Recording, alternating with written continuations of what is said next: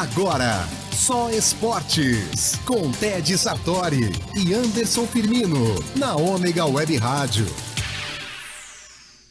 Boa noite, pessoal. Mais um programa Só Esportes no ar, o programa que tem o canal do YouTube que tem um programa direto do Espaço Cultural Filete. A Rádio Ômega fica aqui na Almirante Tamandaré. E mais uma vez, ao meu lado, como sempre, Anderson Firmino, tudo bem? Boa noite, Ted. Boa noite a todos que acompanham mais o programa Só Esportes. Prazer em reencontrar vocês. Hoje, quarta-feira, dia 22 de janeiro de 2020. Por sinal, aniversário de São Vicente, né? Parabéns para os vicentinos, parabéns para o pessoal que vem da primeira vila, primeira cidade do Brasil, a célula máter da nacionalidade. Então, um abraço a todos os vicentinos, amigos de São Vicente. Prefeito Pedro Gouveia, todo o pessoal lá que trabalha na comunicação também, que a gente conhece muito também. Bacana, então parabéns a todos os vicentinos.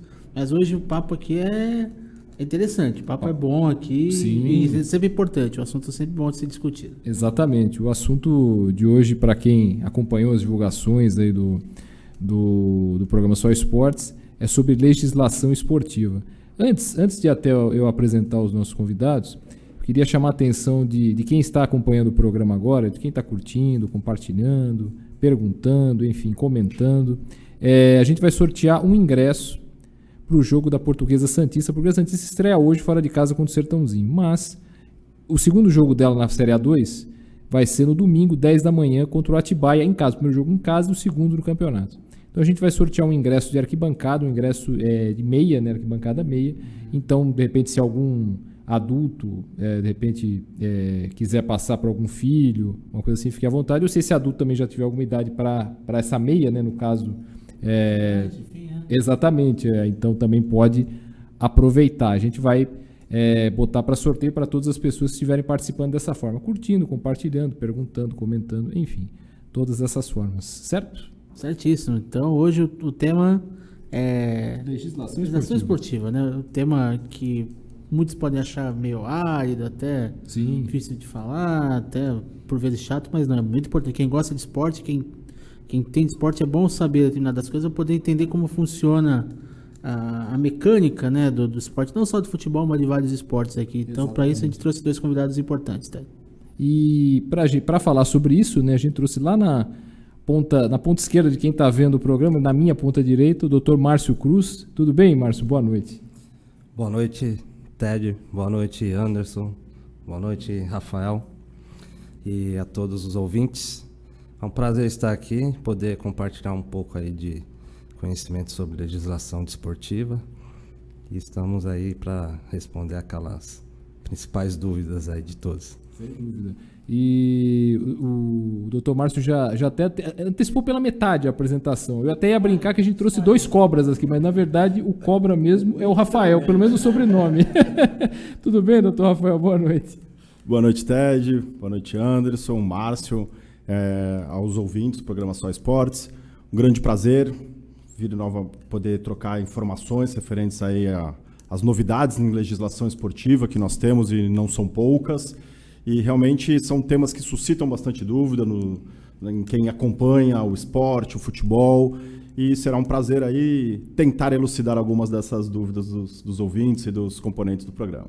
Embora tenha dirigente que diga que o que acontece, o importante para o torcedor é o campo, é só o jogador, parte né? financeira, essa coisa me interessa. Isso aí, né? A gente pode até dizer quem foi. O presidente José Carlos Pérez falou recentemente isso numa entrevista coletiva, da apresentação do Gesualdo.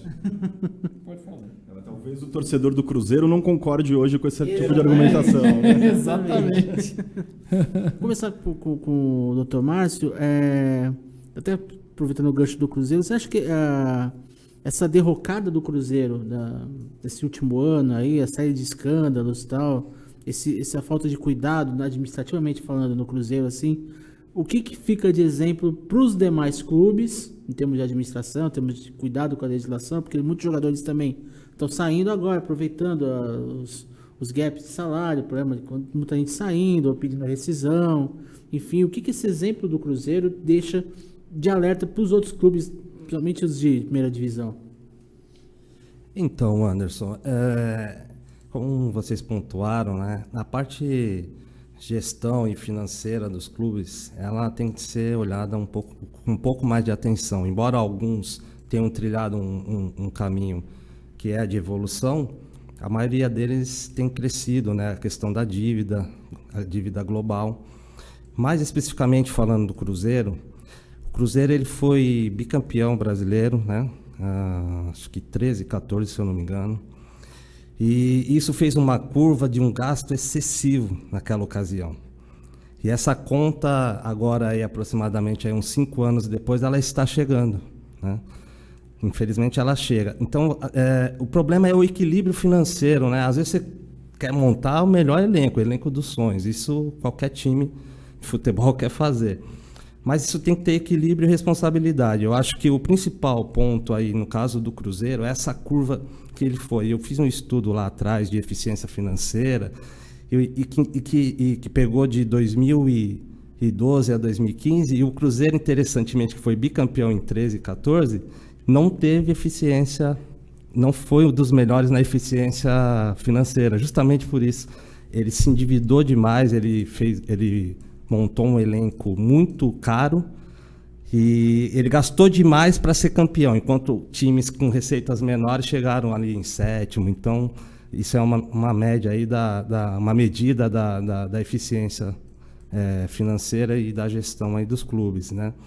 Mas eu acredito que, além de outros fatores, né? A gente não tem só essa questão aí de elenco caro, mas são outros fatores que envolvem, e até lá no Cruzeiro está passando aí por uma série de investigações, e acho que é isso que tem que ser analisado aí pelos dirigentes de clubes, né?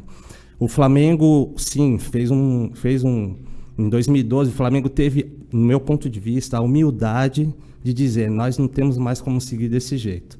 Uma potência para gerar receita, né? Com 30 milhões de clientes, entre aspas, aproximadamente, e eles fizeram um planejamento estratégico de longo prazo, né?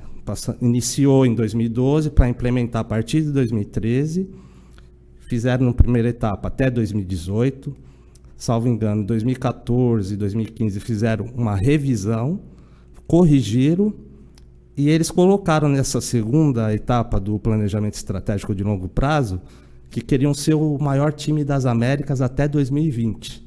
Então, até 2018, todo mundo estava naquela: o Flamengo está montando tudo, está com dinheiro, não vai ganhar nada. Mas, assim, graças a Deus deu certo, o Flamengo foi campeão, né, agora em 2019 na Libertadores, mas tem que fazer uma ressalva: se exagerar nos gastos, a curva vai voltar, e aí ele pode novamente se endividar e se complicar, entendeu? Há uma cultura nos clubes, é uma cultura antiga, né, que para montar grandes times você tem que gastar desbragadamente, e o torcedor quer ver aquela coisa: o torcedor quer ver troféu, né? Aí só que chega uma hora que Oi? Clube não é banco. Clube não é banco, eu já ouvi muito essa frase. Clube não é banco, não é para guardar dinheiro. No entanto, só que tem que gastar todo o dinheiro mesmo. De um dirigente de um grande clube aí do Brasil, ele usa isso direto. Até porque o dinheiro não é dele. Se o dinheiro fosse dele, a coisa seria um pouco diferente, ou melhor, bem diferente, né? Até falando dessa coisa do futebol ainda, a gente comentava, até o Anderson e eu, como... Eu não sei se vocês têm essa mesma impressão de como os jogadores de futebol, em relação a outras modalidades esportivas, são muito dependentes. E eu não falo só dos empresários que os agenciam, até porque é necessário que a carreira deles siga, os empresários têm todos os contatos, mas para muita coisa do dia a dia, para que ele pense exclusivamente no futebol. E a gente não vê isso muito nos atletas de outras modalidades. A gente vê uma instrução, digamos assim, um pouco maior. Não é que... Não, porque se eles não puserem a mão na massa, a coisa não vai andar. Ninguém vai fazer por eles, exatamente. Há realmente essa diferença? Vocês percebem? Não sei se vocês têm muito contato com atletas de outras modalidades. Vocês percebem essa diferença? Eu acho que isso vem muito diretamente ligado ao retorno que esse atleta tem potencial de gerar. Ninguém vai criar uma estrutura de trabalho, um grande staff em torno de um atleta que a atividade dele não cabe gerando receita necessária para esse tipo de situação. Então, de fato, no futebol isso fica muito mais visível. Mas com o crescimento de algumas outras modalidades nos últimos anos, a gente pode destacar uma em especial, que tem até muito a ver com a nossa região, e que já estão se criando staffs, estruturas no entorno dos atletas, que é o surf, né? Hoje em dia a gente tem aquele esporte da nossa época de criança que era a gente não chamaria nem de esporte naquela época, era tido como uma coisa meio marginalizada, inclusive aquele que praticasse. Imagina o dia que o Medina falou para o pai, vou ficar vivendo do surf. Ele falou, não faça isso, menino, vai estudar, vai fazer alguma coisa. E hoje, com os resultados obtidos, os resultados esportivos atraem investimentos, isso acaba ali se tornando uma roda positiva, né? E com a entrada de receitas, necessariamente o esportista é assediado de diversas formas e ele, esportista, não tem nem só capacidade intelectual ou instrução para cuidar e muitas vezes não terá nem tempo para poder cuidar dessas coisas, né? Então, eu acho que a existência muito mais visível no futebol é porque ele, desde sempre, pensando nos grandes atletas, na pontinha do iceberg ali, eles de fato geram muita receita, né? E até recentemente, falando dos atletas de futebol, teve uma mudança na relação dos agentes, né? A questão do agente FIFA, né? Do agente... Se você explicasse um pouquinho, tocava um pouquinho como é que foi, como é que funciona agora essa parte dos agentes, dos jogadores. Certo, Anderson. Essa é uma relação que ela vem se transformando ao longo dos anos, né? Para contextualizar assim, um contexto histórico nisso, até ali o início dos anos 2000, a gente sequer ouvia falar em agenciamento de atletas porque a atividade não existia formalmente. Com a mudança na relação de contrato entre clube e atleta, extinção do passe, tudo aquilo, os contratos passaram a ser melhor negociados pelos atletas e, por consequência, por essa ausência de capacidade do atleta, abriu-se uma lacuna muito rapidamente preenchida por empresários que passaram a negociar esses contratos. Nesse momento, então, lá no começo dos anos 2000, a FIFA decidiu, então, por regulamentar essa atividade dos agentes. Criou, então, lá, à época, a figura dos agentes FIFA. Depois de alguns anos, a FIFA delegou para cada país que regulamentasse os seus agentes, criasse, então, os agentes licenciados locais. E esse formato perdurou até o ano de 2015, quando a FIFA decidiu extinguir essa figura do agente licenciado e criou uma nova figura que é o que hoje ainda existe no mercado, que é o intermediário. A grande mudança do agente licenciado para o intermediário, a gente pode destacar a inexistência de uma prova para se habilitar a esta função. Ou seja, qualquer pessoa... O intermediário não precisa se submeter a uma prova, ele tem que apresentar um rol de documentos, ele não sendo lá nenhum bandido contumaz, aí ele consegue o registro dele. Mas a diferença mais sensível foi que, na época dos agentes licenciados, qualquer litígio entre um agente e um atleta, entre um agente e um clube, ele era demandado na FIFA, num órgão interno da FIFA. Com a extinção dos agentes e a criação dos intermediários, a FIFA delegou a cada país que resolvesse os seus litígios internamente. Só que com a relação de mercado passou a existir uma grande problemática, porque muitas das vezes a relação ela é entre pessoas de nacionalidades distintas. Um agente brasileiro demandando contra um atleta de outra nacionalidade. Aí existia um potencial conflito de competência. Eu vou litigar no meu país, eu, intermediário, ou é o atleta que vai ser lá?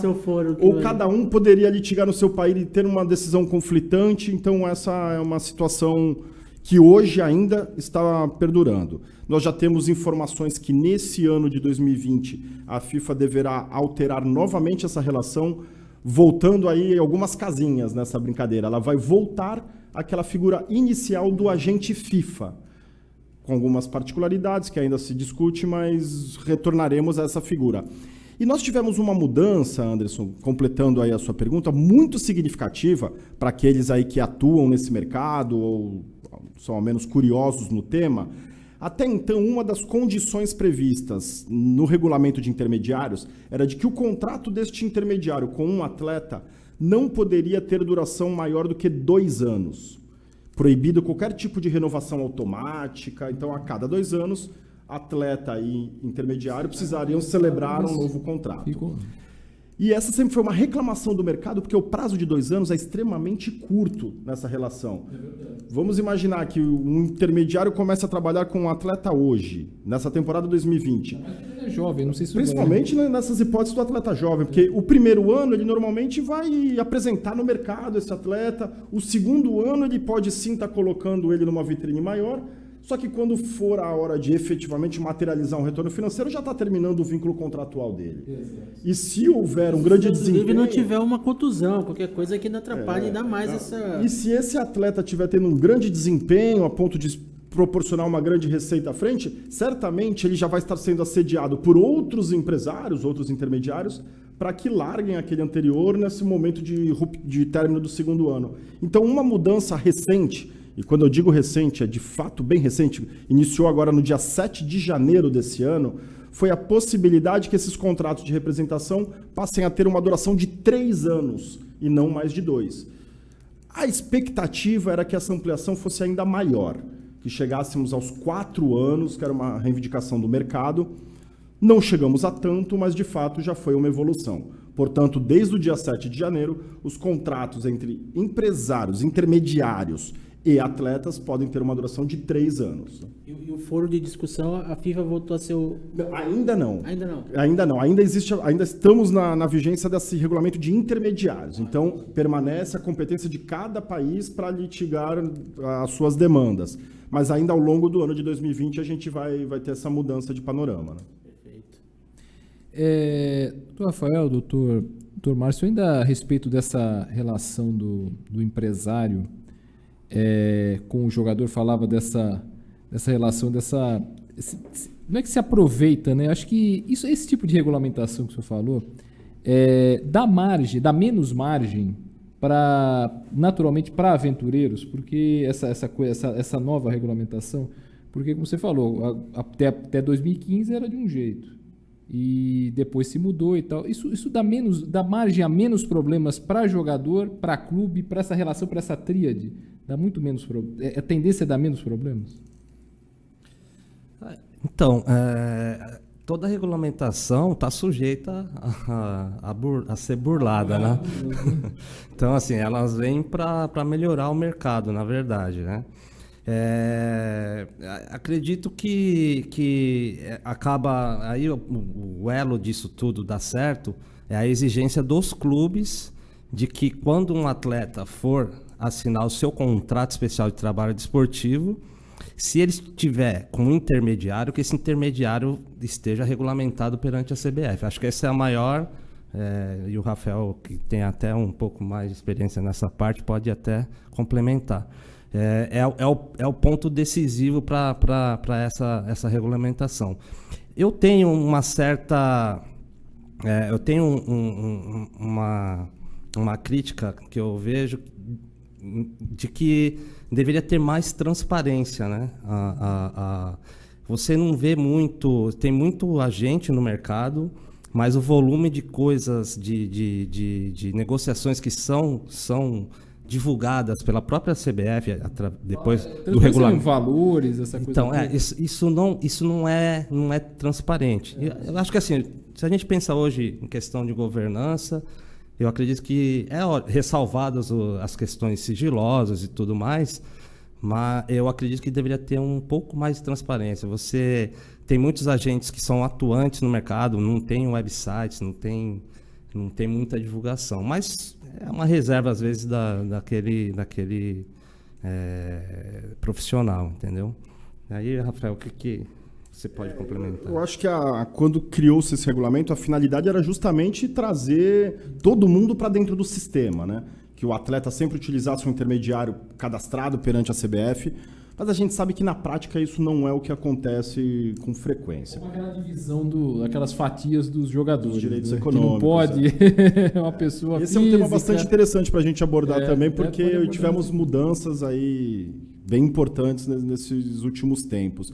Mas essa relação do intermediário, quando a FIFA, lá em 2015, decidiu extinguir os agentes licenciados, que era sobre o controle dela, e criou a figura do intermediário, era justamente porque, mapeando as janelas de transferências, ela via que menos de 30% das transferências eram feitas por agentes licenciados pela CBF, por cada um dos países. Então, e essas poucas transferências que eram feitas pelos agentes licenciados abarrotavam a FIFA de demandas. Então, ela falou, poxa, olha que cenário estranho.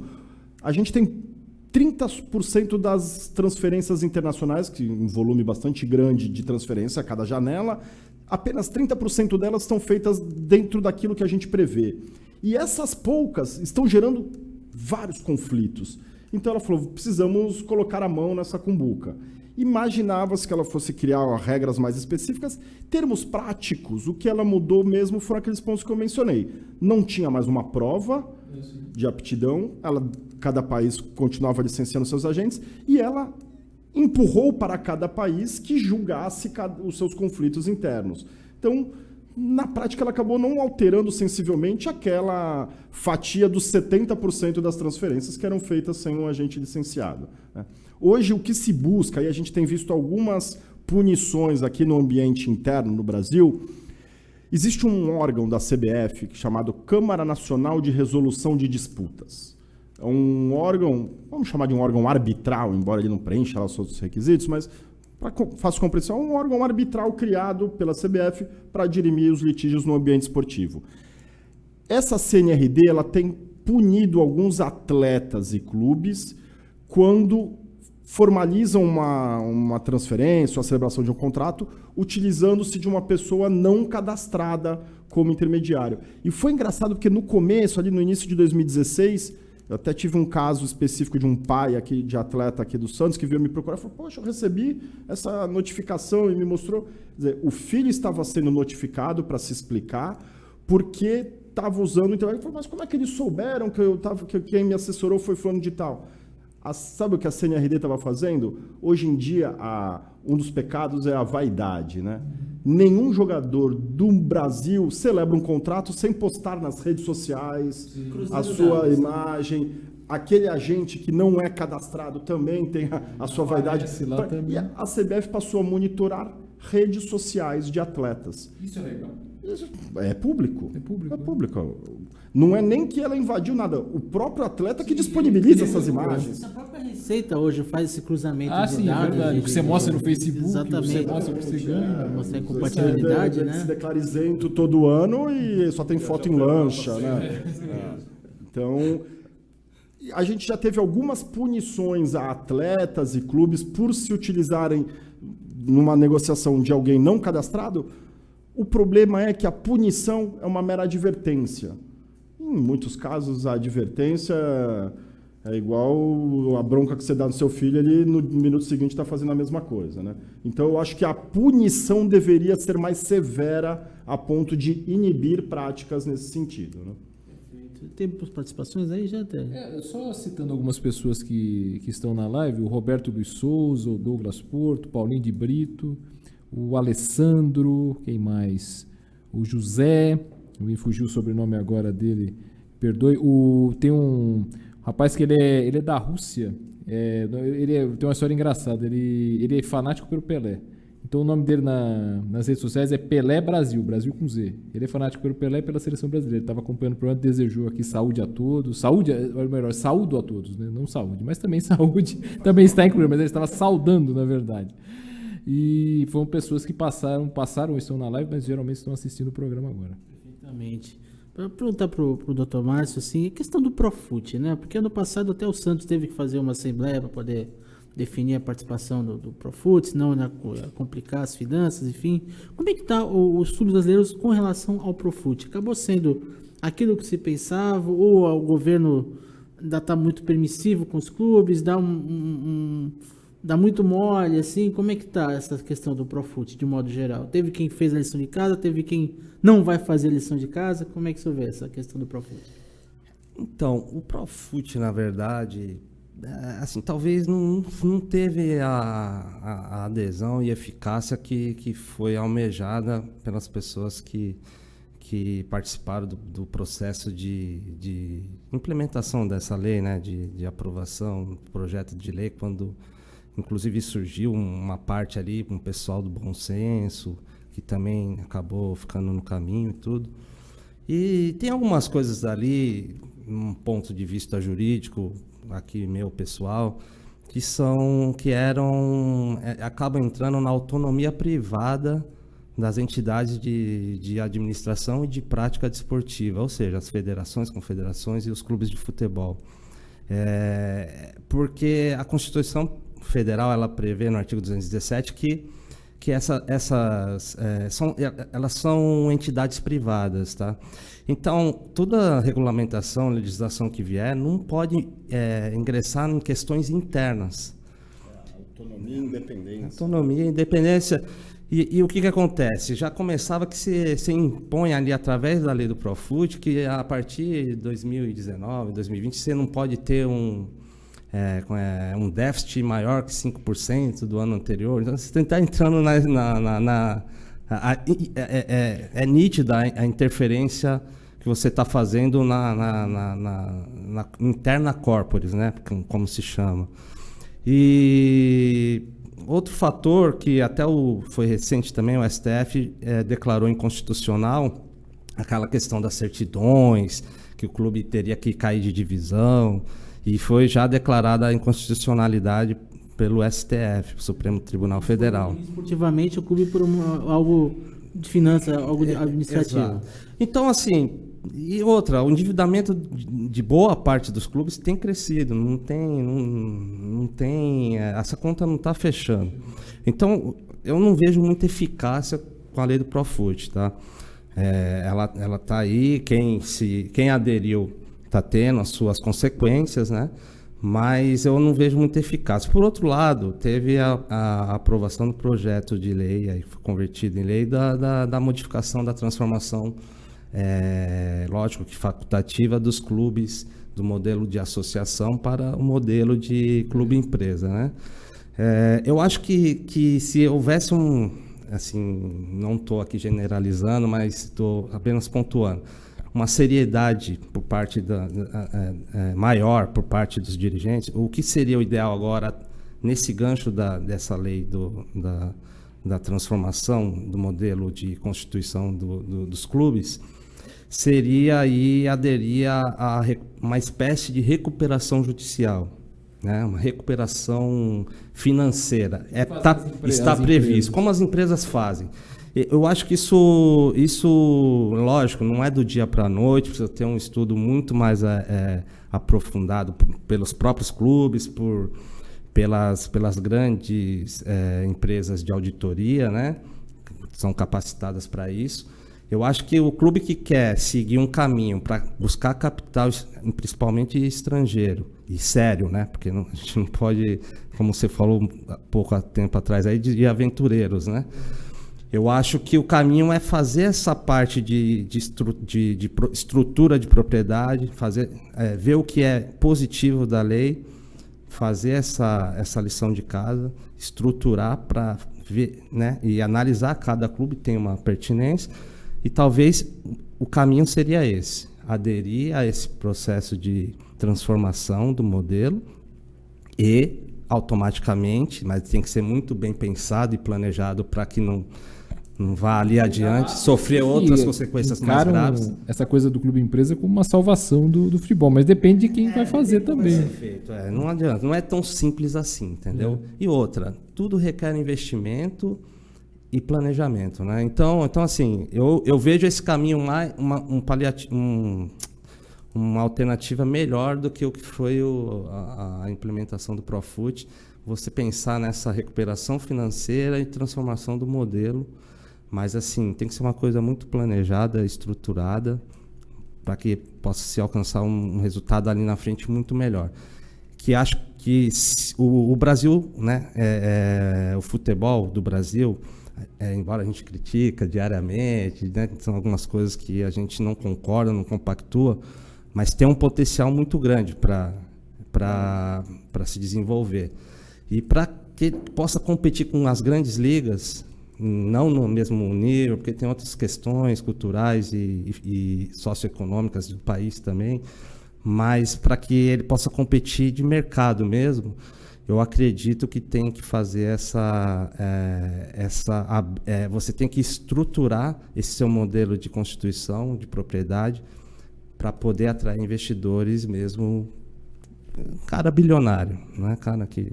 Entendeu? Como é lá fora, entendeu? É porque aqui no Brasil há muita coisa da terceirização, mais ou menos o que aconteceu com o Figueirense, né? Que se revelou um problema sério, porque quem entrou nitidamente não tinha a menor condição de fazer o que tinha que fazer, né? Não, exatamente. Você não pode usar essa oportunidade de forma precarizada, porque aí o resultado pode ser desastroso, como quase foi. O Figueirense acaba caindo para uma Série C, cai receita, depois para voltar, retomar como outros clubes que a gente já viu aí que vão caindo, e o próprio Cruzeiro, por exemplo, né, você despenca de 200 para 300 milhões de receita para 80 milhões de receita. É complicado. Gigante. Na contramão disso, né, do exemplo negativo, que é o do Figueirense, um exemplo que está em evidência aí, que é a questão do Red Bull Bragantino, né? A incorporação, enfim, a junção, não sei exatamente como que foi. Esse é um caminho também, as empresas assim assumirem os clubes assim. Como é que está caminhando essa questão também? E até porque teve o caso do Botafogo também. O Botafogo aprovou a... de Ribeirão, até o do Rio de Janeiro, que também assinou, mas o Botafogo de Ribeirão é um case já bem interessante a gente até debater. Então como é que está essa questão do clube empresa? Ela é um tema assim fascinante, é o que de fato no momento mais borbulha aí no mercado do futebol brasileiro. E a gente tem que ver com uma certa ressalva. Eu não sou tão otimista quanto o Márcio nesse sentido, não. Eu confesso que não. Justamente porque vende-se a ideia, o Ted até apontou muito bem isso, vende-se a ideia de que transformou o seu clube numa empresa, ponto. Salvação da lavoura. Os problemas, exatamente. Que num estalo de dedo, a gente transforma um clube hiperdeficitário, com uma dívida gigantesca, como o Botafogo do Rio, absolutamente inviável. Fosse o Botafogo do Rio uma empresa de qualquer ramo do mundo, já tinha fechado as portas, talvez eu ia falar antes de 95, seria bom, né? Teria sido melhor. Só o futebol mesmo para proporcionar que alguém tão deficitário quanto o Botafogo ou diversos clubes aqui no Brasil persistam nas suas atividades, né? Então, o exemplo do Figueirense, eu acho que ele deve ser um espelho para o futebol brasileiro, porque eu até acompanhei relativamente de perto, que eu tinha um cliente lá, um atleta que jogava no Figueirense à época. O Figueirense vinha com dificuldades financeiras, surgiu um grupo que ninguém sabia muito bem de onde era. É uma coisa... Pink Elephant. Isso pra mim é nome de discoteca aí, famosa, né? É nome de discoteca famosa em alguns lugares do Brasil. Isso venderam à época como se fosse a salvação da lavoura. Esse meu cliente falou, poxa, agora eu nunca mais terei o salário atrasado. Falei, sim, torçamos que isso aconteça, mas quem são esses investidores? Será que o que se promete se cumpre posteriormente? E parecia que eu estava ali profetizando, né? Porque, de fato, o case do Figueirense foi aquilo. O que o grupo econômico que, vamos chamar de terceirizou o futebol profissional, prometeu, ele não entregou. As dívidas foram se acumulando, chegando a um extremo de um WO por falta de pagamento. Acho que é uma mancha. Não jogar. Foi uma mancha na história do clube inafastável. Isso ficou ao lado do jogador, justamente vendo a situação. Exatamente. Porque viram que esse é um dos grandes... Uma linha bastante tênue no futebol brasileiro dessa questão vamos chamar de uma privatização do clube. Entregar na mão de... o lado... O futebol ele tem a sua particularidade, que é o lado da tradição, do fascínio do torcedor com aquela marca. Afetivo, e, de repente, aquilo passa a ter um dono que não mais o clube. E se você, de fato, tem um dono uma pessoa de credibilidade, você sabe de onde está vindo o dinheiro, qual o motivo, ok, é de fato bastante interessante. Mas esses grupos que ninguém sabe de onde vem, como se constituíram, Pink Elephant, ninguém sabia quem eram os sócios dessa pessoa jurídica. Como é que você pode entregar o seu futebol profissional na mão de uma empresa que você não tem nenhum controle? Então, esse é um caso para se mostrar de exemplo. E se a gente buscar no cenário internacional, o Milan é um caso a ser bem estudado também. O Milan, há, 5 anos atrás, 6 anos atrás, achou também que tinha tirado o bilhete da Mega Sena. Era um asiático, lá não lembro exatamente a nacionalidade, se dizia também bilionário, e depois viu-se que na prática era um grande charlatão. Ele foi acumulando dívidas em diversos lugares que passavam, inclusive o Milan dos últimos tempos passou a sofrer com falta de recursos e, por consequência, ausência de competitividade no mercado italiano, não vou nem falar na Europa, mas dentro da Itália ele passou a ser um time de segunda linha, né? Um time coadjuvante. Agora o Milan está num outro formato, com novos investidores, tentando trilhar um caminho diferente. Então a gente tem que ter muito cuidado nesse sentido.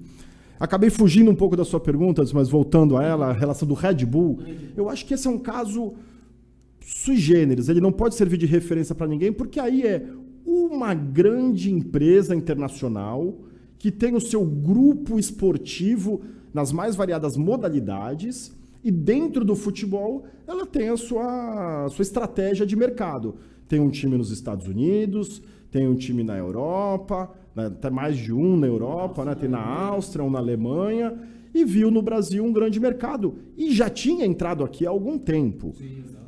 O que ela fez agora foi... Não resultado esportivo ainda. Na verdade, ela fez aí uma gambiarra para conseguir chegar onde ela sempre almejou. Exato. O início aqui, ela foi galgando passo a passo, como se esperava. Bezinha do estadual, Série A3, Série A2, Série A1. Ok, cheguei no patamar máximo dentro do meu estado. Vamos buscar o cenário nacional.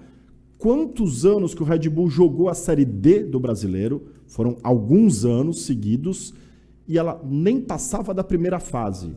Então, a matriz falou, opa, o meu projeto no Brasil não pode se limitar ao ambiente estadual, eu preciso do cenário nacional. Ela então fez uma gambiarra. A matriz veio aqui e comprou um clube bem posicionado, sem grandes dívidas, numa cidade pequena, onde ela consegue ter um controle fácil, próximo à capital, que disputasse no mínimo a Série B do Brasileiro. Alguns clubes foram cogitados, o Oeste, que já foi de Itápolis, agora é de Barueri, foi uma das tratativas, tiveram outros, e o Bragantino acabou, pensando no Bragantino em si, esse sim ganhou. Esse nome é interessante, né? Sim, claro, um clube que, embora tradicional, com torcida, com tudo, mas imagina uma empresa vir aqui no Santos e mudar o símbolo do Santos porque vai aportar dinheiro. Sai morte. Em Bragança está todo mundo achando graça, está todo mundo achando bonito, porque está transformando o clube numa potência em nível nacional. Você está falando do Red Bull, eu lembro que eu conversei um tempo atrás com um dirigente que tinha até na época relação com o Red Bull. Ele falava que antes o Red Bull tinha um sério problema com jogadores que iam para lá. Como o Red Bull é um clube todo certinho, todo esquematizadinho, que paga em dia e tal, os jogadores tendiam a se acomodar. Dependendo da idade que eles chegavam lá, não, aconteça o que aconteceu, eu estou recebendo em dia, chega onde chegar, estou recebendo em dia, e o Red Bull não saía do lugar. E a matriz naturalmente cobrava. E aí? A gente vê os outros lá, o Salzburg, o Red Bull Salzburg dos Estados Unidos, o Leipzig, isso. Enfim, e aí do Brasil, não sai do lugar. E outra coisa, aí um exemplo totalmente avesso, né, que eu vou dar, que vocês devem lembrar. Em 2003, a Portuguesa Santista entregou o futebol para uma empresa chamada Futura Esportes, que ninguém tinha ouvido falar. E veio aqui o Israel de Jesus, que era o Israel do banjo, como que aquilo virou piada nacional, ele tocando banjo antes de um jogo da Portuguesa.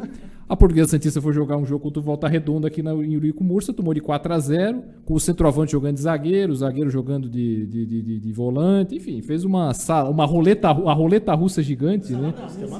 Que, aliás, acho que era o que o presidente Carlos Alberto Amado Costa queria fazer com o treinador naquela época, porque foi uma loucura completa. E eu me lembro que eu e o Luciano Ribeiro, que era, eu pela Tribuna, o Luciano Ribeiro pelo Expresso, a gente foi cobrir um negócio absolutamente sui generis, que era o time da Portuguesa treinando dentro de Eurico Murcio e o time da Futuro Esporte querendo entrar para treinar e estava do lado de fora, porque havia um imbróglio jurídico que não permitia. Havia os jogadores da Portuguesa e os jogadores da Futuro Esporte. Aquilo depois se resolveu. E ainda a Futuro Esporte, depois de tudo isso, ainda foi parar na Matonense e deu problema lá também. Quer dizer, e você estava falando dessa coisa do Bragantino, isso, eu fico imaginando os outros clubes do interior veem o que aconteceu com o Bragantino e falam, puxa, é isso que a gente precisa. Só que o problema é que não tem uma empresa como a Red Bull em cada esquina. Né? E aí vai acabar abrindo para alguns aventureiros, Exato. né? Vão chegar alguns aí pink elephants da vida, vendendo uma conversa bonita, vai bater na porta de um clube do interior e o exemplo do Red Bull vai acabar sendo mal utilizado. Porque, de fato, ou vem aí a Ferrari para querer comprar um grande clube aqui no Brasil, ok, você fala, agora eu sei com quem eu estou lidando. Vamos pensar que um grupo que tem o mesmo modelo de trabalho que o Red Bull no futebol é o grupo City, né? Que tem o Manchester City, tem o New York City, eles têm um clube, salvo engano, compraram recentemente um clube no Uruguai. Então, esse sim, se é um grupo como esse, vem no interior de São Paulo, bate na porta de um Guarani e fala, Guarani, vamos resolver o seu problema? Aí sim o clube vale a pena abrir suas portas. Da Portuguesa, da capital, né? Portuguesa. Tá urgente aí. Tá pedindo, pelo amor de Deus, para surgir alguém. E queria perguntar para vocês, assim, uma outra questão que também está batendo na porta dos clubes do futebol brasileiro aí, que é a questão das apostas, né? Do site de apostas, né? Parece que esse ano está prevista a regulamentação, de que forma vai ser feita a questão da cota única, cota definida, né? A pessoa aposta, já sabe quanto pode ganhar, coisa mais limitada. Como é que os clubes já estão pensando nisso? De que forma que os clubes estão projetando entrar desse dinheiro e também de que forma que esse negócio vai ser feito no Brasil? Porque sempre cabe o questionamento, né, de que quem está por trás, como é o dinheiro, quanto é gerado, quanto vai para os clubes, quanto é pago para o governo de impostos, como é que está essa questão do site de aposta, a entrada do site de aposta no Brasil? Antes eu vou fazer uma réplica aqui, Rafael. Só pontuar, na questão assim, não é questão otimismo, né? Eu acho que já faz muito tempo o futebol está evoluindo no mundo inteiro e o Brasil está ficando para trás. Porque tem uma questão aí que é fácil de definir, o Rafael até ali no que ele estava falando, ele já praticamente escancarou. É difícil fazer isso num clube como um Corinthians, como um Santos, porque ninguém quer largar a questão política de clubes. E enquanto ficar isso, infelizmente, o potencial que o Brasil tem, ele não vai expandir. Não vai, porque ele não vai conseguir concorrer com os outros mercados, vai continuar vendendo atleta por 50 milhões de euros, que pode ser vendido por 300, entendeu? Não vai ter novos negócios, né? Não vai potencializar novos negócios. Então, eu vejo que, até mesmo, o que você falou, Rafael, é verdade, o Bragantino e outros clubes menores que tenham acesso a divisões de Série B para cima, porque é no cenário nacional, eles têm até mais possibilidades, se eles se estruturarem nessa questão, de atrair os investidores, e grandes investidores. É óbvio, a gente tem que pontuar que não adianta vir um aventureiro, o cara que se diz isso, se diz aquilo, na verdade ele só está ali tentando... ele quer colocar 5 milhões hoje e no final do ano ter lucro de 10 milhões. Um exemplo bem modesto, entendeu? Tem um grupo de Bitcoin.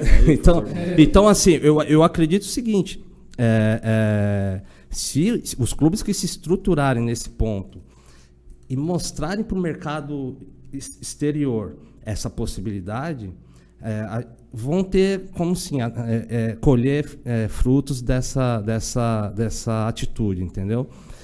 Até mesmo a gente está falando da maior liga do mundo, que é a Premier até 92 estava falida. E ela fez um processo de falar, daqui não tem mais para onde a gente ir para o fundo do poço. Tanto que ninguém ouvia falar de time da Inglaterra no cenário... A gente não está falando de tradição, a gente está falando de mercado, né? Os clubes brasileiros, Pode vir Portugal, qualquer liga. Os clubes brasileiros Você estão se sente acima na ofendido tradição. com essas coisas, né? Dessa Entendeu? coisa do Os clubes mercado brasileiros e estão tradição. acima na tradição e tudo, conquistas e tudo mais. Mas hoje o mercado é outro.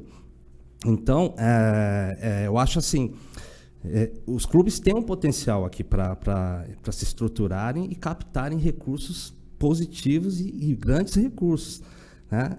A Premier, voltando aqui, na Premier, hoje está tendo um processo dos americanos, grandes grupos de bilionários americanos que estão comprando a maioria dos clubes na Inglaterra. E muitos deles que já são donos do maior modelo de esportes do mundo, que é os Estados Unidos. Muita gente não aceita, mas infelizmente é isso, entendeu? Futebol americano, de beisebol. Eles estão fazendo grupos esportivos, grupos empresariais esportivos, né? Como bem pontuou o Rafael, o City também, que é lá de Dubai, e outros, no caso, no Paris Saint-Germain também. Então, assim, é óbvio que para você despertar o interesse de uns caras potenciais desses, você tem que ter um negócio... E não adianta ser um clube só. Você tem que ter um mercado. É isso que não é muito visto, porque não há uma união dos clubes no Brasil, né? Uma união firme de falar, vamos modificar. Os clubes têm que assumir, sim, o comando das ligas. Eles têm que criarem as ligas e falar, CBF, só dá o aval, agora você cuida de seleção e de calendário, deixa que nós vamos tocar aqui. Mas você acha que tem alguém capacitado ou interessado, vou falar, capacitado tem muitas pessoas capacitadas no futebol brasileiro, mas interessado em fazer essa mudança? Aí é o cerne da questão, entendeu? E com relação às apostas, é uma coisa que funciona muito bem lá fora. Boa parte de patrocínios no futebol vem das questões das apostas. Eu vou ser bem franco, eu não estou por dentro dessa parte da regulamentação atual aí que está prestes a ser concretizada, mas já está tendo um movimento de patrocínios, o próprio Santos, né? E outros clubes. Casa das apostas. Né? Exato. Então, acredito que isso aí vai ser também uma nova possibilidade em tempo de escassez de patrocínios e tudo mais. Acho que vai abrir uma possibilidade de captação de receita para os clubes no Brasil. Eu concordo, Márcio. E, na verdade, o mercado de apostas é uma grande realidade no Brasil desde sempre.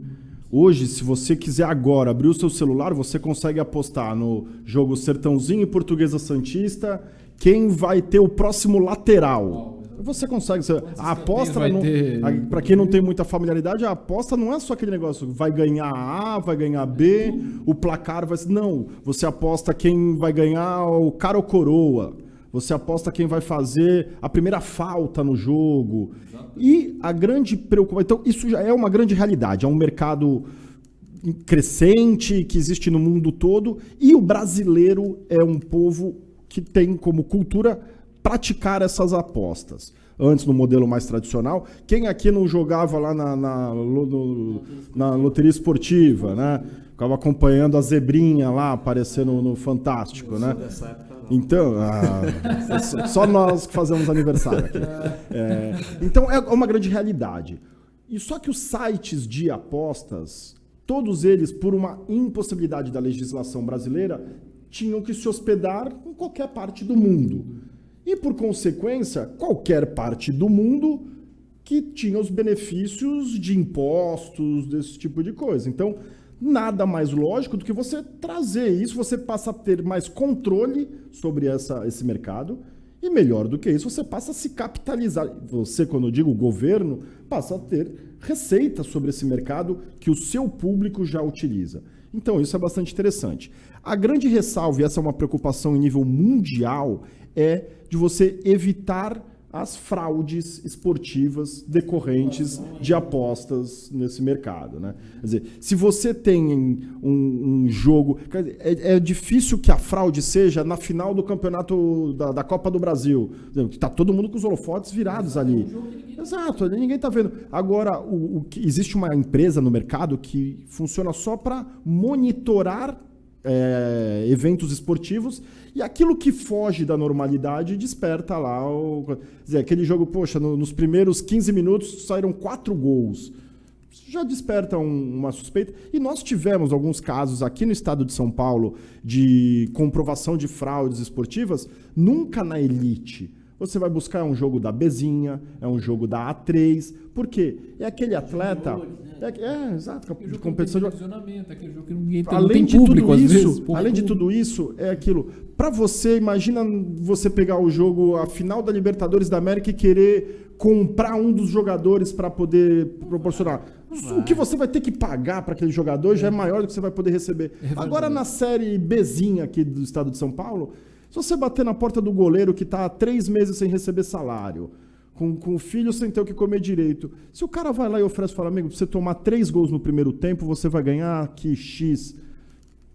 Às vezes você não tem nem como recusar, criticar tanto alguém que adira a uma situação dessa. Então, a grande preocupação relacionada às apostas esportivas é essa grande possibilidade de fraudes esportivas decorrentes das casas de aposta.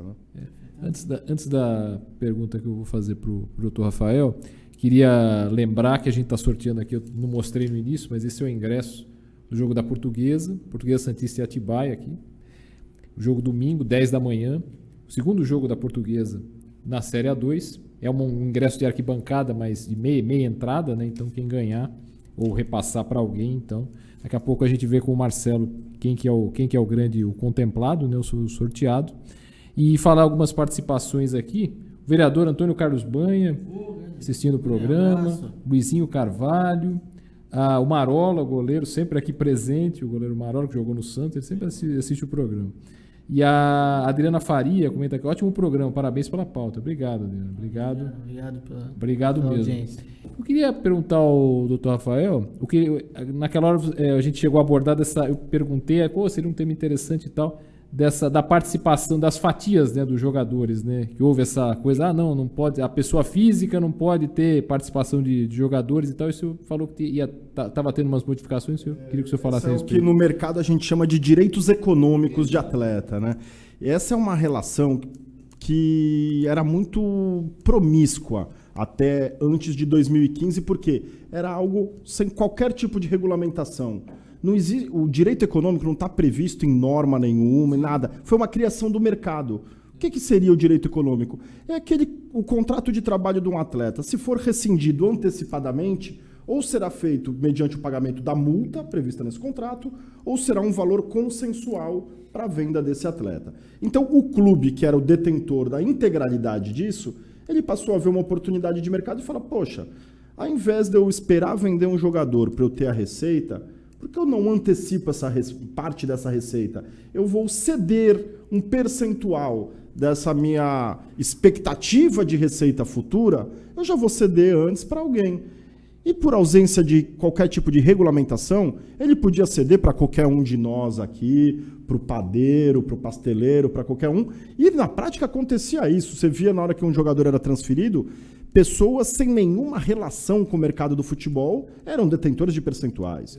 E mais do que isso, sem qualquer tipo de controle, na hora que se vendia um jogador, na hora que sentava todo mundo na mesa, cada um com o seu percentual, a gente via que ali tinha 130%, 140% fatiado. Né? Fora quando ocorre aquela briga, não, o meu empresário é esse, não é o outro, então enfim, acontece isso também. Então era um mercado completamente sem controle, e o que chamou a atenção da FIFA para tomar uma medida extrema foram casos se acumulando ao longo do tempo, mas tivemos um caso aqui no Brasil de um atleta que hoje até pertence ao Santos aqui, que é o Kleber Reis. Sim. Quando ele foi vendido do Corinthians para o Hamburgo da Alemanha, vocês sabem dizer quanto que o Corinthians tinha de participação sobre esse jogador? Não fez. Nem o Corinthians sabe que ele não tinha. O Corinthians tinha 0% dos direitos econômicos do atleta. Portanto, ele pagava um salário altíssimo, botou na vitrine, vendeu para a Europa e não ganhou nada. Negócio da China. Né? Para alguém foi. Sim, com certeza. Mas para a instituição, o Corinthians não foi. De contas não me surpreende, mas tudo bem. Então, diante de um mercado sem nenhum tipo de controle, a FIFA Imaginávamos que a FIFA fosse trazer regras, regulamentar isso. Ela, num primeiro momento, tomou uma medida extrema e falou, a partir de agora, ninguém mais pode ter direito econômico a não ser clubes de futebol. E foi além, não era qualquer clube de futebol, era clube de futebol que o atleta já tivesse sido registrado em algum momento durante a carreira dele. E essa é a regra que está, desde 2015, ainda hoje em vigor, com um detalhe bastante significativo que mudou no ano passado, que foi a permissão de que o atleta também tenha percentual de uma eventual futura transferência onerosa do seu vínculo desportivo. Então, hoje em dia, a regra é proibido que terceiros tenham percentual de direito econômico, e aí a definição de terceiros é qualquer outra parte que não sejam os dois clubes envolvidos na transferência do atleta, um clube que o atleta já tenha sido registrado em algum momento e o próprio atleta. Então, tirando essas hipóteses, ninguém mais pode ter percentual de transferência do jogador, ao menos de forma legítima, né?